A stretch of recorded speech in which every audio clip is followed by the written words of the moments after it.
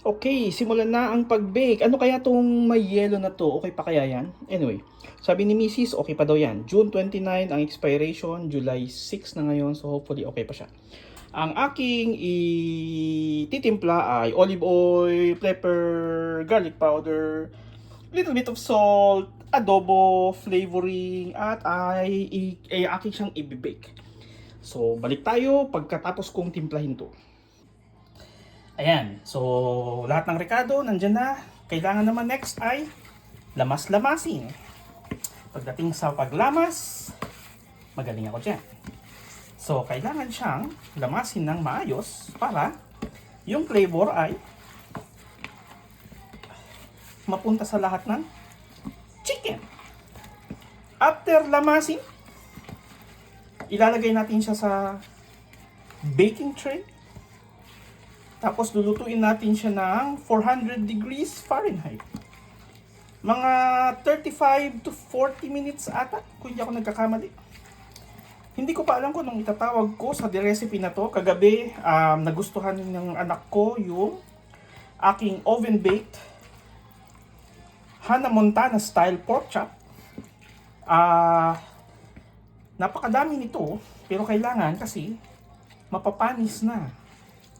Yun na nga best buy best before June 29. So kailangan nang lutuin lahat ito.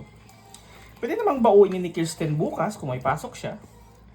Ayan, medyo dirty, pero sanay na rin akong maglamas sa dirty. So, basta maghugas lang ng maayos. Diba? Kailangan lang maghugas ng maayos. Ayan. Get your hands dirty. Okay. So, next up is, teka, hindi ko, i-off ko yung aking recording at mauubusan ako ng battery. Okay, ayan na. Ita-transfer na natin siya sa baking tray. Ayusin nating maigi para magkasya lahat to. Like I said, 400 degrees Fahrenheit. Tapos, mga 35 to 40 minutes ata para medyo may pag-asang maging crispy daw. We'll see. So, sa ngayon, titigil ko na muna tong video. Balikan natin pagka luto na. Okay. Alright. Okay, so tapos na ang pag-bake. At ito na po siya. Naluto naman siya in 43 minutes. Binigyan niya akong 43 minutes. Ito ang itsura niya pag-bake.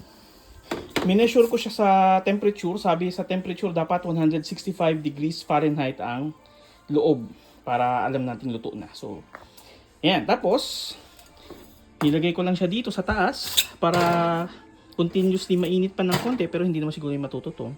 So, mamaya, try natin tikman. Patikim natin kay Kirsten kung approve.